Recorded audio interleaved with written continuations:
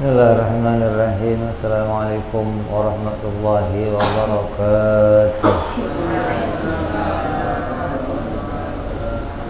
Al-Fatihah ila ruhi sayyidina habibina syafi'ina rasulillah sayyidina Muhammad ibn Abdullah sallallahu alaihi wa ala alihi wa sahbihi wa sallam wa dhurriyyatina la ya'lamu rajalin bil jannah wa yaqawna bi asrarihim wa anwarihim wa alumihim wa batin barakatin fid dunya wal akhirah wa ja'alna min hisbihim ويرزقنا محبتهم ويتوفنا على ملتهم ويكشفنا بزمرتهم بالعافية وسلامتهم ثم الفاتحة إلى أصحاب الكتاب أحمد بن عطاء الله ثم نتبع بالخير يسقى بن مدارة ثم إلى حضرة الظالم حبيب عبد الله بن محسن العطاء ثم إلى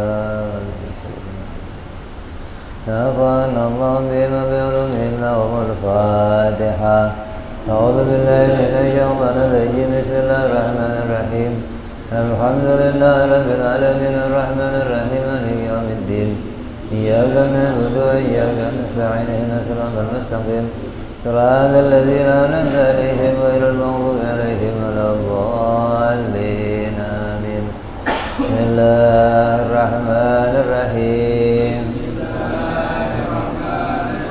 نويت تعلما وتعليما وتذكرا وتذكيرا والنفعا والانتفاعا والإفادة والاستفادة والحثا على التمسك بكتاب الله سنة رسول الله صلى الله عليه وسلم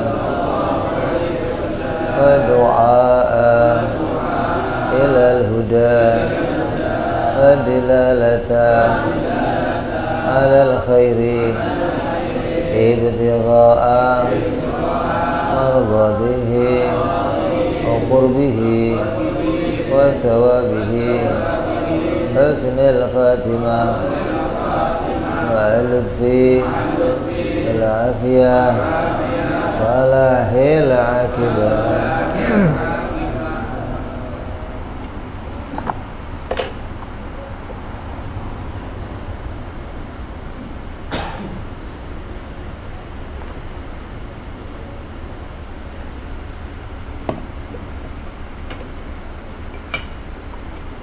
Bismillahirrahmanirrahim. Alhamdulillah rabbil alamin. Wassalatu wassalamu ala asyrafil anbiya'i wal mursalin Sayyidina wa habibina wa syafi'ina wa maulana Muhammadin wa ala alihi wa sahbihi ajma'in. Ma ba'du. Qala musanniful kitab rahimahullah nafa'ana bihi wa bi'ulumihi fid darain. Allahumma iftah qulubana futuhal arifin وبحكمتك وانصر علينا برحمتك يا أرحم الراحمين.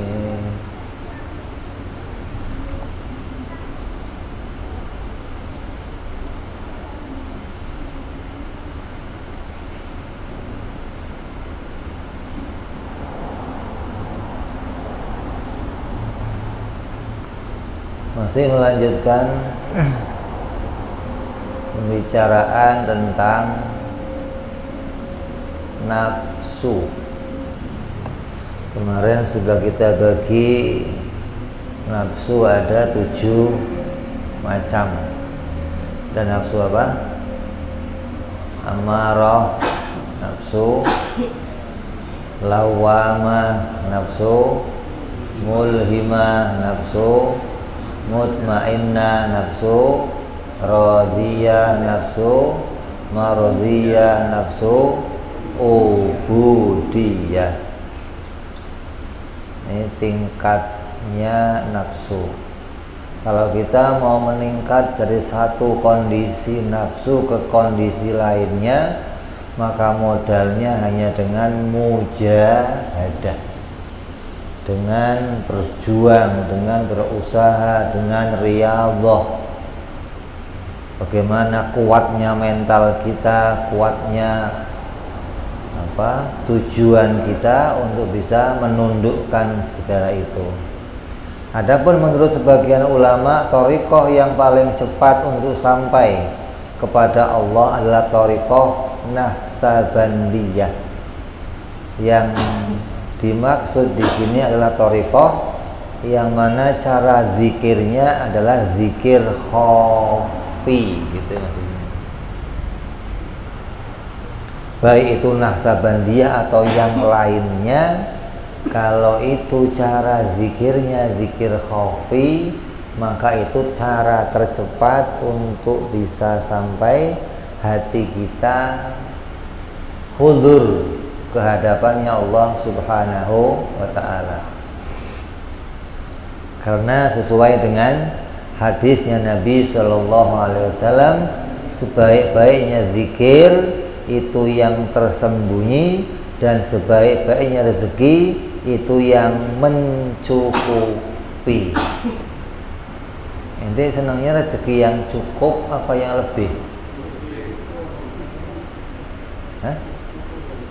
Mau beli rumah cukup, beli mobil cukup, ya. Kata Nabi, sebaik-baiknya zikir itu yang khafi, dan sebaik-baiknya rezeki itu yang yakfi, yang mencukupi. Maka memerangi nafsu itu hukumnya fardhu ain, wajib untuk tiap-tiap mukallaf, wajib memerangi hawa nafsunya. Hukumnya inilah yang disebutkan sebagai perang besar, yang sebagaimana yang disabdakan baginda kita Nabi Muhammad SAW, raja'tum min jihadil asghar ila jihadil akbar. Faqila wa ma jihadul akbar ya Rasulullah? Qala jihadun nafs. Kalian telah berpulang dari sebuah pertempuran yang kecil menuju pertempuran yang besar. Lantas sahabat bertanya, apakah pertempuran yang besar itu apa ya Rasulullah? Maka Rasul menjawab, yaitu jihad memerangi hawa nafsu. Perang Badar itu perang yang paling hebat di antara perangnya sahabat. Lalu kata Nabi, ini adalah perang yang kecil. Sahabat bingung, perang gede begini dianggap perang kecil. Kata Nabi, ada perang yang lebih gede, yaitu perang melawan hawa nafsu.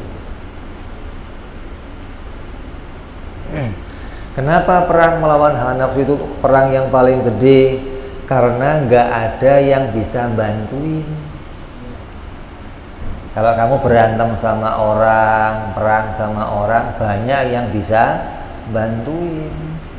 Ada senjatanya, ada pistolnya, ada bom atom, ada banyak kan. Tapi kalau perang melawan hawa nafsu, mau bantunya gimana? Wong itu ada pada dirinya masing-masing. Maka ini adalah perang yang paling besar. Kalau kita berhasil memerangi ini, maka kita akan bisa naik atau menaikkan kondisi nafsu kita dari nafsu yang jelek menjadi nafsu yang lebih baik setelah diperangi. Jadi nafsu itu bukan dibuang, bukan. Ente ini masih pakai nafsu aja, buang nafsunya. Jangan dibuang, nafsu nggak bisa dibuang, tapi dikekang, dikendalikan. Caranya bagaimana? Dengan menaikkan levelnya. Yang tadinya kekangnya itu kendor, sekarang kenceng. Pengen naik lagi, kencengin lagi gitu loh. Semakin kenceng ikatannya, semakin nafsu itu nggak bisa lagi meronta hingga dia akan patuh ketika kita kendalikan.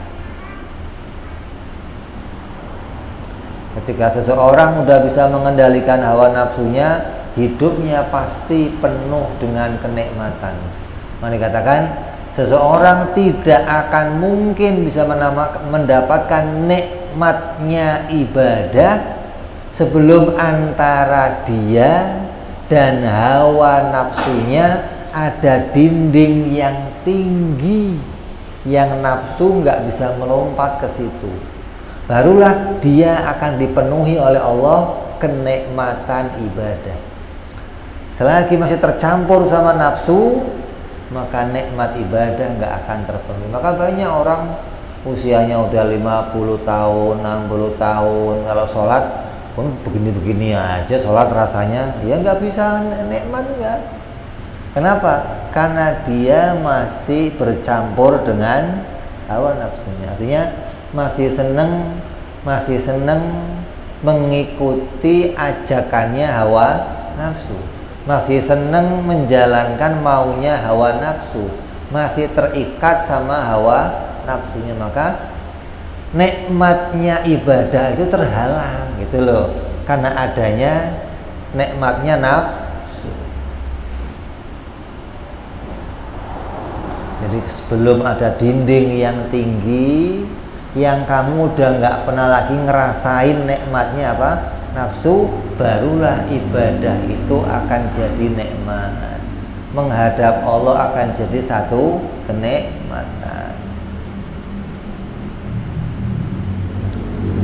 Terus dilanjutkan bahwa yang namanya nafsu ammarah, ini nafsu yang paling bahaya, yang paling rendah, adalah mempunyai 7 macam kepala. Setengahnya itu dari setan. Yang pertama, nafsu ammarah itu isinya apa? Syahwat.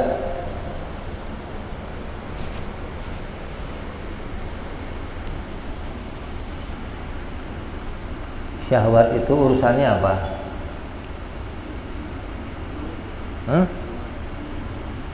Mulut sama perut sama bawah perut. Urusannya itu aja, nggak banyak-banyak, enggak. Cuma 2 urusan, perut sama bawah perut. Bawah perut apa? Lutut gitu ya. Dia tahu bawah perut. Murid ente luar biasa.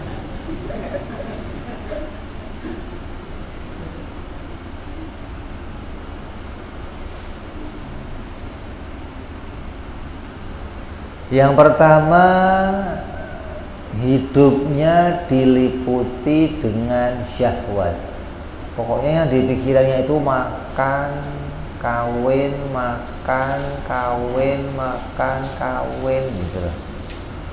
Makan kawin ini kan kerjanya, tapi yang terpikir di angan-angannya itu bagaimana bisa punya makanan yang banyak, bagaimana bisa punya istri yang banyak, hingga pikirannya kembali kepada duit gitu loh.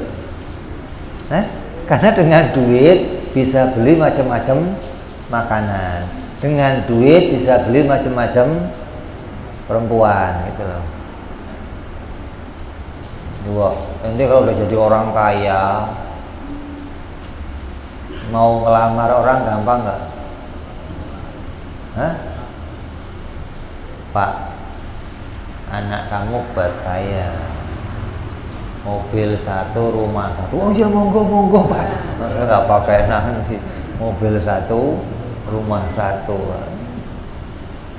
Itu orang yang otaknya isinya perut sama baper tuh, yang dipikirkan gimana uang saya banyak. Kalau uang saya banyak, maka nafsunya, syahwatnya terpenuhi.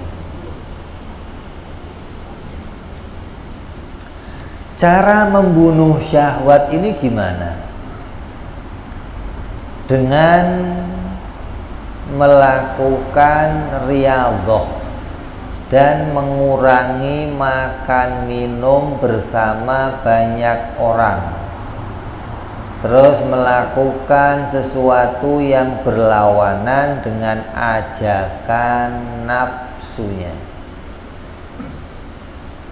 Ini contoh di antara solusi yang diberikan oleh ulama. Kalau saya mau melawan syahwat saya yang kuat, bagaimana? Ya, caranya mengurangi makan minum bersama banyak orang. Artinya jangan menghadiri jamuan-jamuannya orang banyak, dikurangi gitu loh. Terus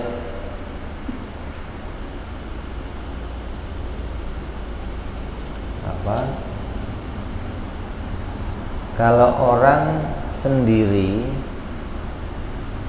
itu kadang kalau makan apa aja jadi, pakai tempe jadi, ya? Pakai apa lagi?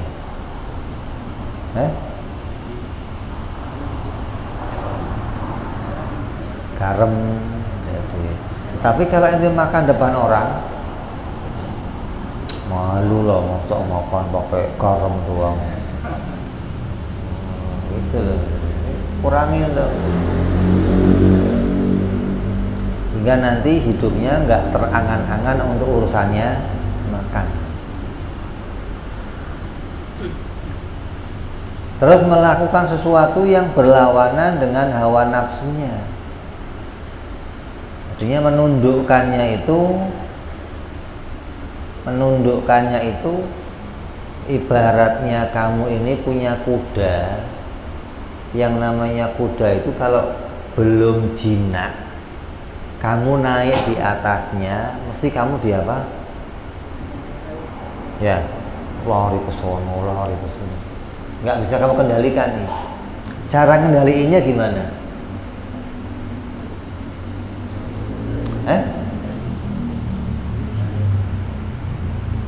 Diapain? Kasih tali kekang. Kuda itu kalau mau dikendalikan pasti dikasih apa? Nanti setelah dikasih tali kekang, kalau dia pengennya ke kiri, kamu tarik kanan. Kalau dia pengennya kanan, kamu tarik kiri.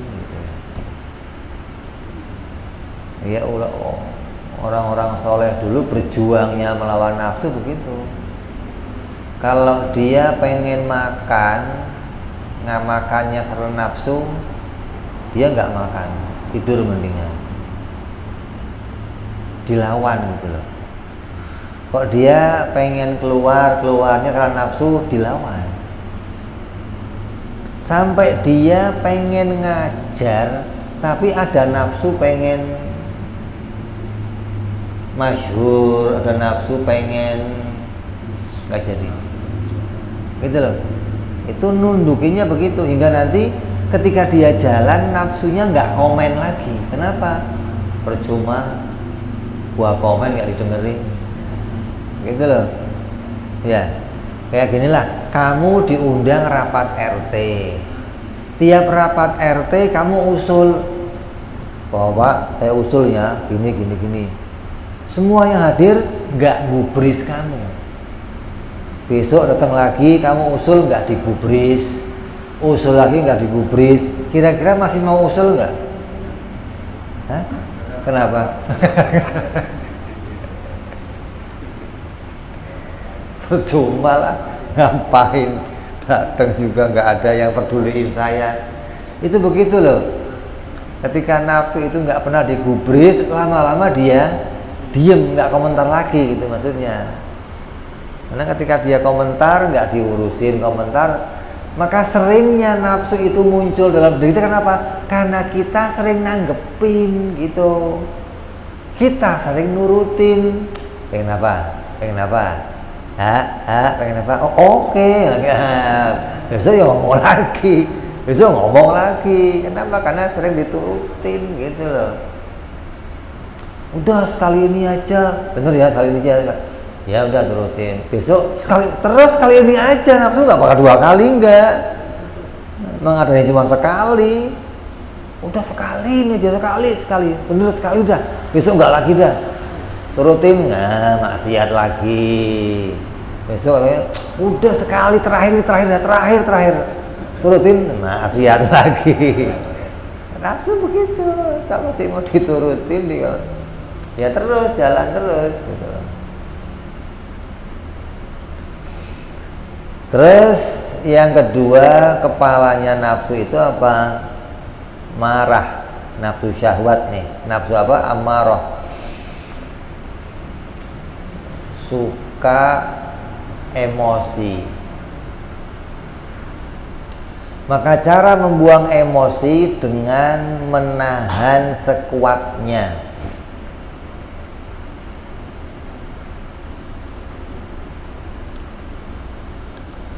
Marah itu apa sih? Marah itu apa? Hah? Emosi itu apa?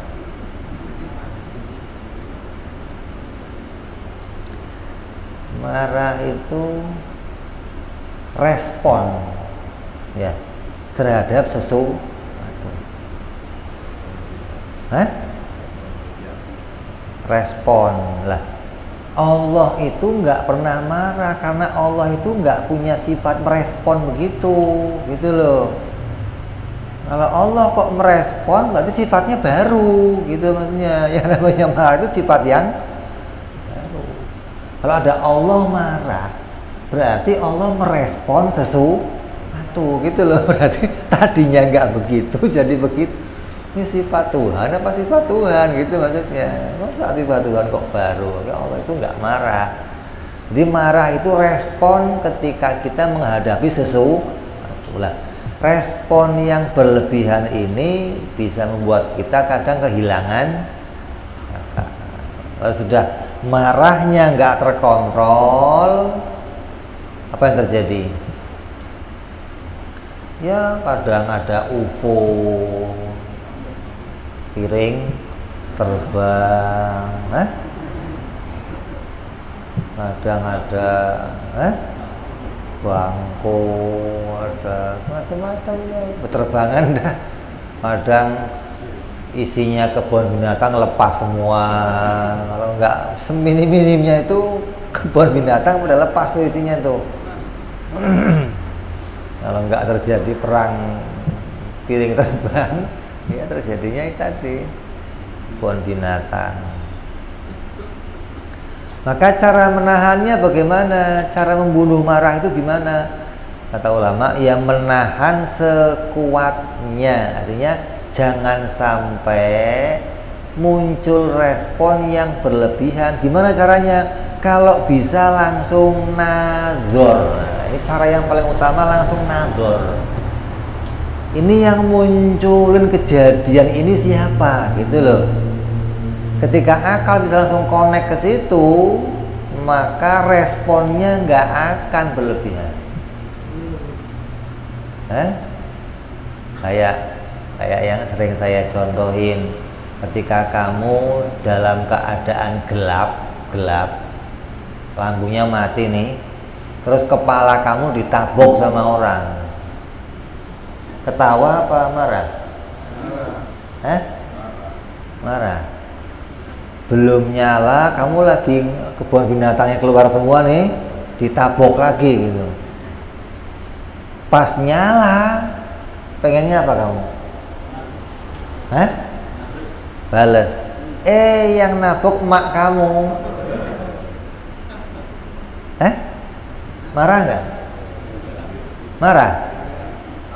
Nah, respon tadi yang harusnya hilang gitu loh. Langsung nggak ada respon gitu loh. Nah, ketika orang berpikir tahu yang menjadikan Allah, nggak bakal responnya begitu.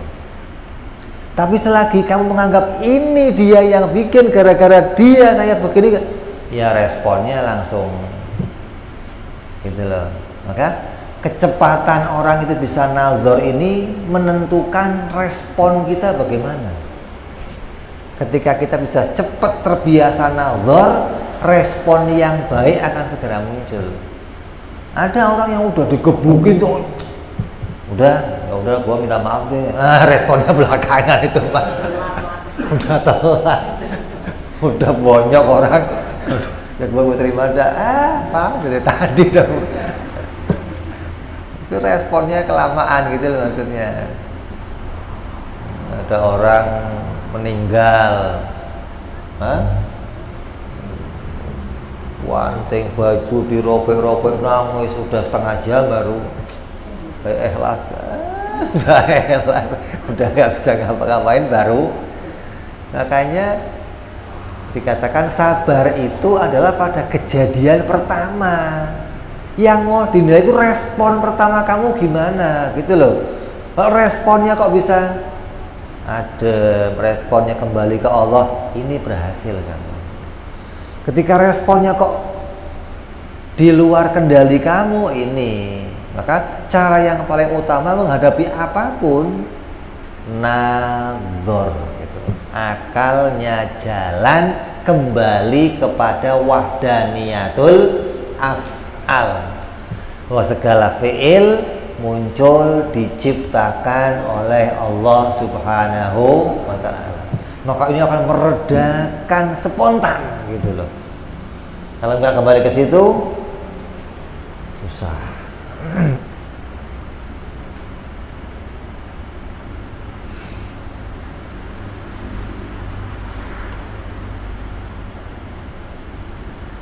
Ini akan jadi cara terampuh nazar itu.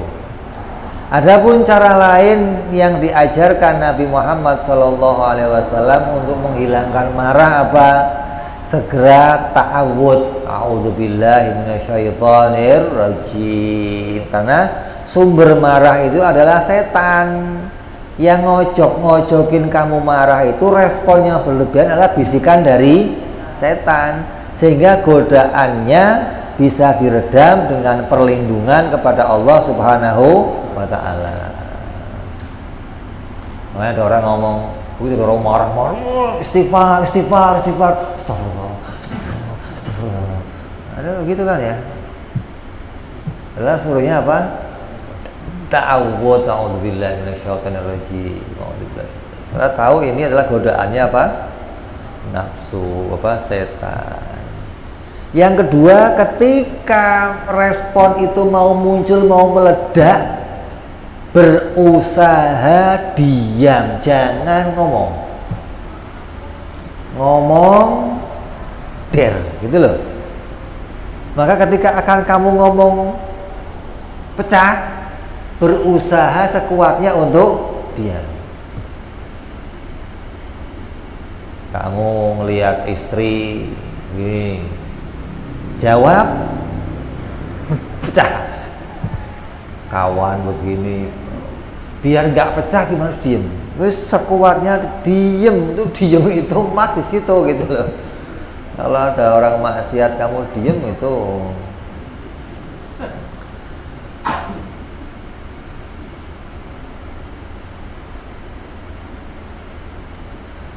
dari Ibnu Abbas radhiyallahu anhuma, Rasulullah sallallahu alaihi wasallam bersabda, "Idza ghadiba ahadukum falyaskut." Jika kalian marah, diamlah.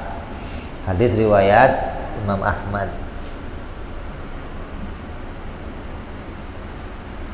Yang ketiga, mengambil posisi lebih rendah. Karena orang marah itu cenderung pasti maunya lebih tinggi dari yang lain. Dengan posisi yang lebih tinggi, dia akan bisa melampiaskan amarahnya kepada yang lebih rendah. Kalau keduanya kok berdiri, ngomong, kamu duduk. Karena duduk mesti pinginnya bangun. Kenapa? Nafsu, amarah, maunya kamu di atasnya. Kalau bisa kamu pengen terbang di atas dia gitu loh, biar gampang nonjokinnya gitu. Kata Nabi, duduk itu otomatis responnya akan berkurang langsung gitu loh, dibandingkan kamu berdiri. Makanya ada orang duduk nih ngobrol, ngamuk mesti berdiri. Ya, nggak ada orang ngamuk tiduran, ada. Ada ya? Pernah lihat kamu? Nggak ada.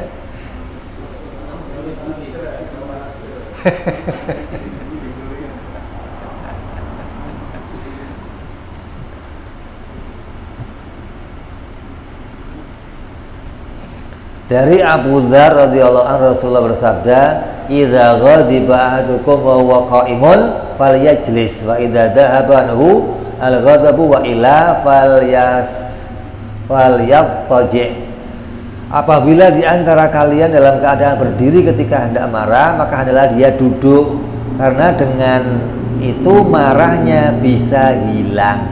Jika belum hilang juga, hendaklah dia tidur. Ini orang lihat kamu langsung waras, Pak. Ada orang tahu-tahu glosor aja. Ini kenapa?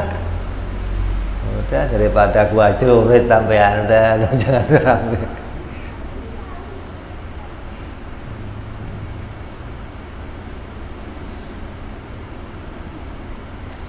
Karena dalam posisi duduk dia tidak akan bebas memukul, apabila dalam keadaan tidur lebih-lebih lagi gitu loh. Orangnya berdiri, kamu duduk, kamu nggak akan bebas tidur, tambah susah lagi gitu loh.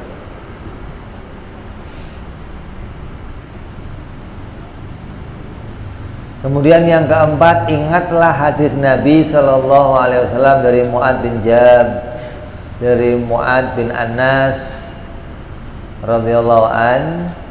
Beliau menyampaikan hadisnya Rasulullah, man kadhama ghaidhan wa waqadrun ayyun fadhu doa Allah Subhanahu wa taala ala ru'usil khalaik yaumal qiyamah hatta yukhayyiruhu minal khuril ain, masya Allah.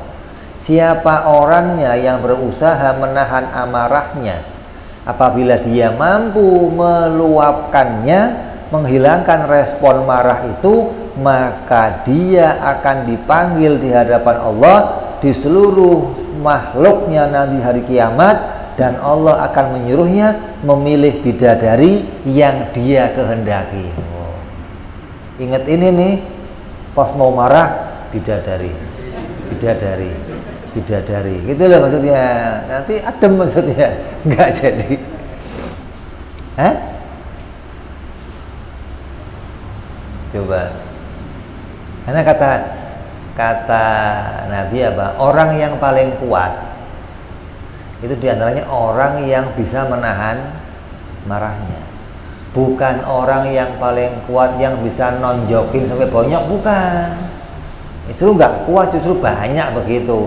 Kalau kamu orang yang paling kuat yang nonjokin paling bonyok, kamu kalah sama banteng. Banteng lebih bonyok kalau nonjokin gitu loh. Nonjok nginjek kalah sama banteng kamu. Sama gajah kalah. Makanya Nabi, orang yang paling kuat, orang yang bisa menahan amarahnya. Ketika meluap kok ditahan sampai nggak jadi marah, ini baru orang paling kuat. 5. Segera berwudu dan mandi. Nabi Shallallahu Alaihi Wasallam, sesungguhnya marah itu dari setan, dan setan diciptakan dari api, dan api bisa padam dengan air. Apabila kalian marah, hendaklah kalian berwudu. Jadi kalau kamu kok marahnya di pinggir kali, nyemplung kali biur, adem, nggak jadi marah udah begitu. Ini resep yang diajarkan Nabi Shallallahu Alaihi Wasallam untuk menghilangkan apa? Marah. Tinggal kamu ambil kira-kira yang paling mujarab menurut kamu, untuk kamu yang mana gitu loh. Pilih salah satu dari resep tersebut. Bisa nador, bisa duduk, bisa ingat bidadari, bisa mandi, wudhu gitu loh. Ini tinggal bagaimana cara kamu mengambil salah satu dari apa yang disabdakan Nabi Shallallahu Alaihi Wasallam.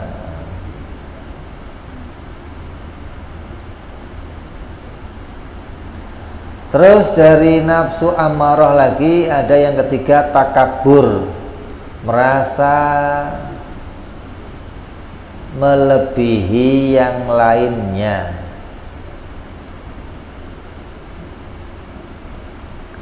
Maka cara membunuhnya adalah dengan cara berusaha untuk jadi orang yang tawadhu.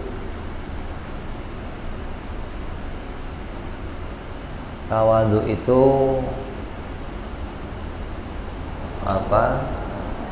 mengakui dirinya lebih rendah dari yang lain.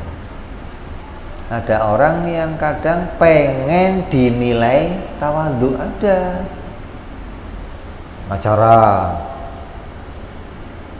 dia datang duduknya di belakang, suruh ke depan nggak mau, kata orang tawadhu orangnya. Memang dia maunya disebut tawadhu biar ditarik-tarik sampai ke depan gitu loh maksudnya. Terus kita tawadhu loh. Padahal dia datang awal juga bisa gitu loh maksudnya. Tapi kalau dia datangnya awal kan langsung akan ke depan, maka orang nggak akan julukin dia tawadhu. Lah, ada ulama yang mengajarkan tawadhu sampai kepada puncaknya tawadhu itu ya yang namanya dirinya tidak pernah menganggap lebih mulia dari apapun juga, bahkan dari hewan, bahkan dari anjing, bahkan dari babi. Artinya ketika dia melihat hewan masih lebih beruntung. Saya yang rugi gitu. Ketika saya nggak jadi orang yang baik, maka saya akan lebih buruk daripada hewan. Maka dia menganggap hewan masih lebih baik dari saya. Maka tawadhu itu hasil dari pemikiran yang benar. Bukan tawadhu itu muncul sikap merendah diri, bukan. Tapi pemikirannya menjadi benar ketika menilai sesuatu. Kalau nggak punya pemikiran yang benar, tawadhunya mesti pura-pura. Yang keempat, iri. Iri itu apa?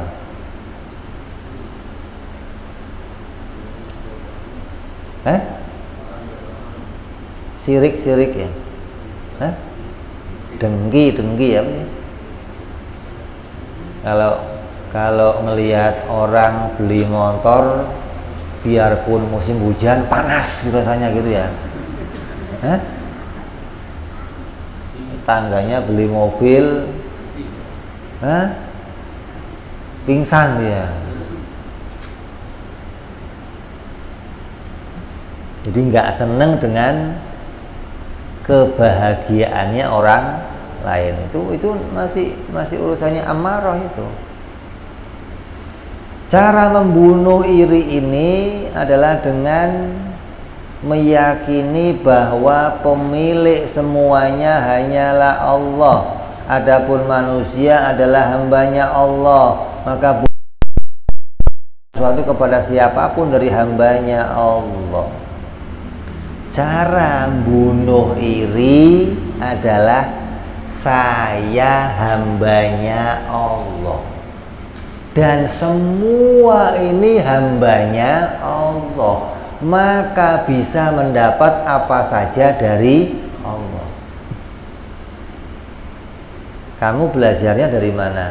Dari kamu anak bapak kamu, gitu dulu. Kalau anak bapak kamu 3, maka belinya sepatu berapa? Harus 3 gitu. Kalau bapak belinya 1, kamu iri sama yang ini tetap anaknya bapak, maka kalau hari ini dia dibeliin, saya ya besok dibeliin gitu. Maka sedunia ini hambanya Allah, maka Allah bebas ngasih siapa aja, hari ini untuk siapa, besok untuk siapa, lusa untuk siapa, hingga kita nggak pernah bisa menahan haknya orang lain. Mau itu orang kafir, mau itu orang mukmin, dia punya hak. Gitu loh. Makan, orang kafir punya hak makan, bukan itu kafir ya belakangan. Kok kafir belakangan gimana sih? Nabi Ibrahim pernah ditegur sama Allah gara-gara itu. Diperintah oleh Allah untuk undang makan, ketika ada orang yang makan kafir. Kata Allah, Ibrahim, ini orang udah tua, usianya udah 50-60 tahun. Selama 60 tahun saya ngasih makan tiap hari, nggak pernah protes. Kok ente baru sekali saya suruh ngasih makan kok protes, kafir enggaknya? Udah ngasih makan, udah ngasih makan. Hambanya Allah gitu loh. Ketika kamu bisa melihat ini, pandangan ini, maka akan muncul kasih sayang kepada siapa saja. Hambanya Allah, hambanya Allah, hambanya Allah. Kamu dan saya sederajat, hambanya Allah, hambanya Allah. Ini pandangannya wali-wali ini begini. Terus pelit, baik pelit urusan perut maupun urusan ruh seperti ilmu, atau pelit mulutnya untuk berzikir atau memuji kepada Allah, maka cara membunuh pelit dan serakah itu adalah dengan qanaah dan menerima. Pelit itu kadang baik ada urusan perut atau urusan makan. Ada orang untuk dirinya aja pelit maksudnya. Kayak ceritanya dulu bahwa nyeritain orang kaya raya kalau makan apa? Pelit banget. Satu hari dia pengen beli kepala kambing, pengen masak kepala kambing. Dia tanya ke pasar, di sini berapa kepala kambing? Oh, di sini kepala kambing harganya 50.000, udah dikerok, komplit tinggal makan.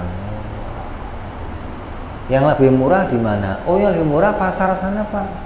Jaraknya dari situ 5 kilo. Sana dia. Berapa di sana? 40.000.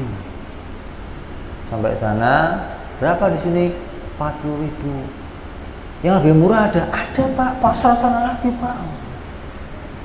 Cuman beda berkilo-kilo dia jalan. Sampai akhirnya siang, ketika sampai di pasar yang paling jauh di sana harganya 25.000. Di sana dia ketemu kawannya. Ini ngapain mau kemarin jauh banget? Saya mau beli kepala kambing. Lah tempat kamu mah nggak ada, mahal di sana. Oh, berapa di sana? 50.000 kata kawannya. Masya Allah, ini orang beda jigo aja jauh banget kemari. Ini ngapain ke sini? Saya lagi mau beli kambing. Ayo ke rumah saya yuk. Dia belinya kambing, nggak kepalanya nggak. Kawannya beli kambing, dibawa pulang. Sampai rumah, suruh masak. Makan semua diundang orang. Bingung nih orang kerjanya apa? Kok kambing dibeli orang diundang semua ini itu. Udah selesai makan pesta ini itu, karena dia berdua nih kawan. Ketika yang lain pulang cerita, ini kerjaan ente apa? Kok sekarang ente, dulu ini kan nggak begini. Iya, alhamdulillah saya beruntung apa? Ada janda kaya, suaminya mati, saya diajak kawin, hartanya banyak, alhamdulillah saya nikmatin. Waduh, saya juga nih kata dia, kalau saya mati ternyata istri saya kawin lagi yang nikmatin kepala kambing dibuang, beli kambing dia pulang masak kambing. daripada duit gua dimakan sama laki-laki yang begini, mendingan gua yang ngabisin sendiri. Ada orang yang pelit begitu, perlu disadarkan ya begitu.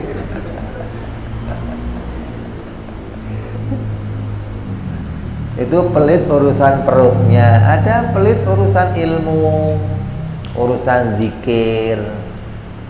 Ada orang ngucapin salawat dia nggak mau balas sallu ala nabi Allahumma sholli wa sallim alaih, tiap harinya nggak mau ngucapin salawat, nggak mau ngucapin zikir. Ini orang-orang yang pelit. Maka cara membunuh rasa pelit ini adalah dengan apa? Bisa melihat atau menjadi orang-orang yang qanaah, menerima sesuatu itu sesuai dengan apa yang ada. Kalau semestinya harus keluar, ya keluar. Perhitungan itu bukan pelit. Ada orang perhitungan, nantinya begini, yang harusnya dikeluarin ya dia keluar, yang nggak harusnya nggak keluar ya dia nggak keluar. Kadang orang pelit itu bukan dari dirinya. Kadang orang pelit itu dinamain sama orang lain. Kata orang-orang sufi apa? Pelit itu nggak ada sebenarnya. Pelit itu kenapa? Karena adanya orang serakah. Ente datang ke rumah saya, pengen sesuatu, saya nggak ngasih, kamu nyebut saya apa? Dasar pelit. Berarti bukan saya pelit, bukan, karena keinginan kamu nggak terlaksana, kamu nuduh saya pelit, gitu loh. Jadi pelit itu kadang bukan muncul dari dirinya, bukan, tapi penyakit pengen banyak dari orang lain itu, serakahnya orang lain nyebut seseorang itu jadinya pelit. Maka orang-orang yang serakah ini cara ngobatinya bagaimana? Dengan belajar qanaah dan belajar menerima apa yang diatur oleh Allah Subhanahu wa ta'ala, apa yang diberikan oleh Allah Subhanahu wa ta'ala.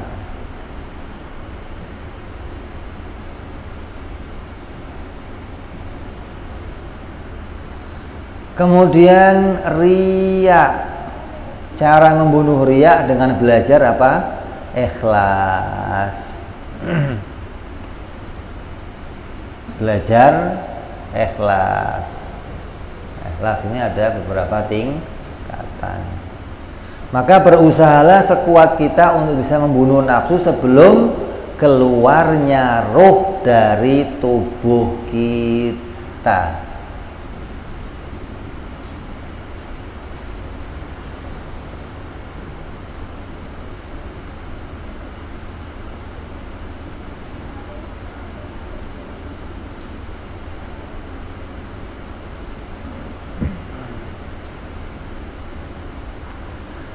Ketahuilah bahwa orang yang tidak bisa melihat nafsu yang berada di dalam dirinya sendiri, maka dia tidak akan melihatnya ketika telah terpisah dari badannya, sehingga dia tidak bisa pula melihat Allah Subhanahu wa ta'ala, sebagaimana telah diisyarahkan di dalam surat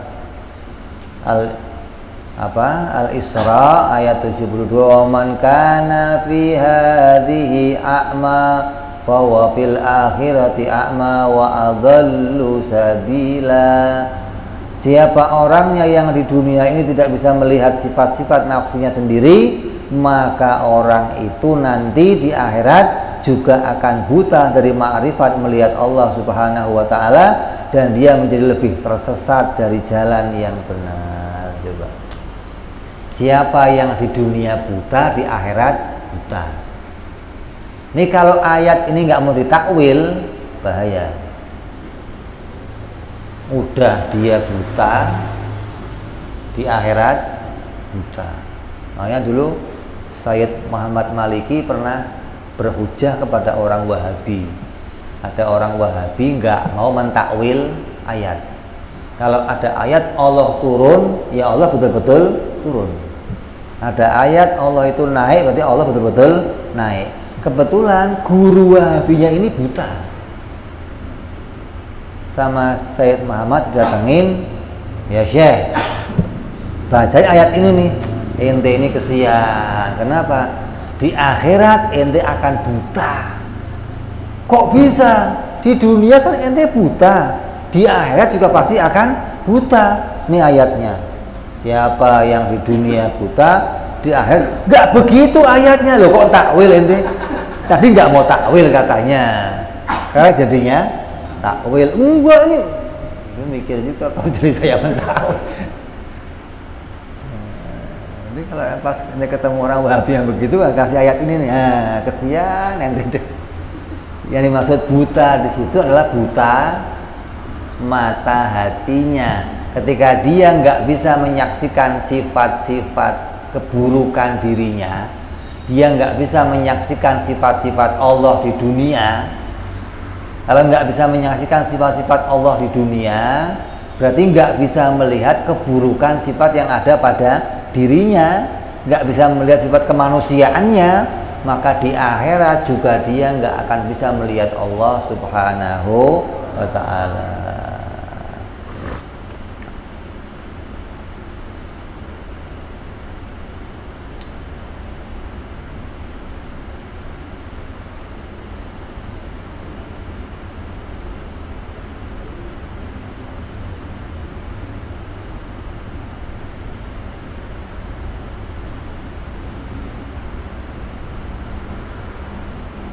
Dan tidak akan bisa melihat nafsu kecuali dengan cahaya yang telah diletakkan oleh Allah di dalam hatinya para hambanya. Dan Allah tidak meletakkan cahaya ke dalam hati hambanya kecuali dia telah menetapi agamanya. Dan yang telah menetapi mengikuti jalannya Nabi Muhammad SAW, serta orang yang ahli riyadhah, ahli mujahadah, dengan tujuan ingin mengiris hatinya dari cinta pada dunia dan dari memiliki sifat-sifat tercela, lalu hatinya menempati sifat-sifat yang terpuji menurut agama seperti tawadhu, ikhlas, serta yang lain-lainnya. Maka semua itu akan bisa dihasilkan dengan bimbingan seorang guru atau mursyid. Jadi apabila kita menyangka bahwa semua hasil itu bisa dicapai hanya dengan membaca kitab tasawuf atau yang lainnya, maka semua orang akan jadi ahli tasawuf. Kalau untuk jadi orang sufi cukup baca kitab sufi, ya semua orang akan jadi orang sufi. Tapi tidak demikian. Tapi harus dengan mujahadah. Jangan kita takut akan matinya nafsu, karena sifat nafsu itu seperti anak kecil, bayi yang jika diputus dari menetek kepada ibunya, dia akan menuntut. Sementara setelah itu dia akan nurut kepada apa yang dimau ibunya, walaupun sulit dalam jangka waktu pendek. Imam Al-Bushiri berkata, wa nafsu katifli'in tuhmilhu sambun ala hubbar radha'ati wa in taftimhu yang fatim. Apabila nafsu itu seperti anak kecil, kalau dibiarkan terus menyusu, maka sampai besar pun dia akan terus netek. Tapi kalau diputus, maka dia akan ikut atau mau terputus.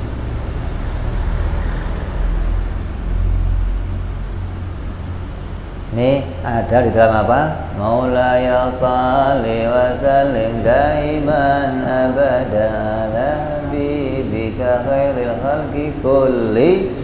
Lagi nazamnya Imam Bushiri. Wa nafsuka tifli'in tuhmil husabun ala hubbir radha'i wa in taqtim bi yan fatimi. Jadi kata Imam Bushiri, yang namanya nafsu itu kayak anak kecil, kalau dibiarkan terus nyusu netek sampai tua nggak mau lepas. Wong ente yang lepas sekarang masih netek lagi kok. apalagi nggak pernah pas. Hah? Anak kecil pakai dot nggak dilepas sampai gede yang ngedot terus. Tapi kalau dilepas berontak dia, nangis dia. Tapi ya hanya sehari 2 hari, habis itu beres. Gitu loh. Kayak pecandu narkoba gitu loh. Kamu hentikan narkobanya gimana? Wow, ya sakau. Tapi nanti setelah itu beres. Hilangnya candu itu beres. Itu nafsu itu begitu semua sifatnya. Ente senang sama janda, ya begitu. Kalau di stop dari janda, ya kejandaan maksudnya. Tapi setelah itu 2-3 hari beres gitu. Ya, jadi seseorang harus bisa berjuang menghentikan hawa nafsunya ketika dia ingin mendapatkan sebuah kenikmatan dari Allah Subhanahu wa ta'ala. Terus kata Imam Ibnu Athaillah, wa aslu kulli ta'atin wa yaqdatin wa iffatin adamu ridha min ka'anha. Dan asal dari setiap kepatuhan serta bisa menyaksikan Allah adalah tidak patuhnya kalian kepada hawa nafsu. Ini yang kita bahas yang akan datang insya Allah. Wallahu a'lam bis-shawab. Ila hadratin Nabi. Fatihah. A'udzu billahi minasyaitonir rajim. Bismillahirrahmanirrahim. Alhamdulillahi rabbil alamin arrahmanir rahim maliki yaumiddin. Iyyaka na'budu wa iyyaka nasta'in ihdinas siratal mustaqim siratal ladzina an'amta 'alaihim ghairil maghdubi 'alaihim waladdallin amin. Ya rabbana i'tarafna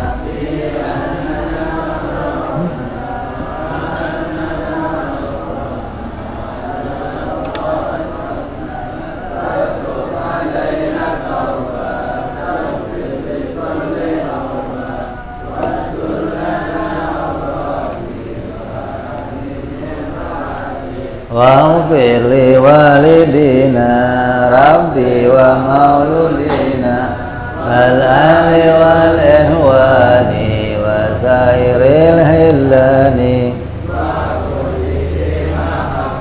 au jiratin au suhba wal muslimina ajma' Rabbi isma fadlan wa judan manna la biktisabi minna bil mustafa rasuli nadha bi kulli suli salla wa sallam rabbi andal habbi wa alihi wa sahbi dada ta'si suhbi walhamdulillahi وأنتنا سبحان ربك رب العزة عما يصفون وسلام على المرسلين الحمد لله رب العالمين. Assalamualaikum warahmatullahi wabarakatuh.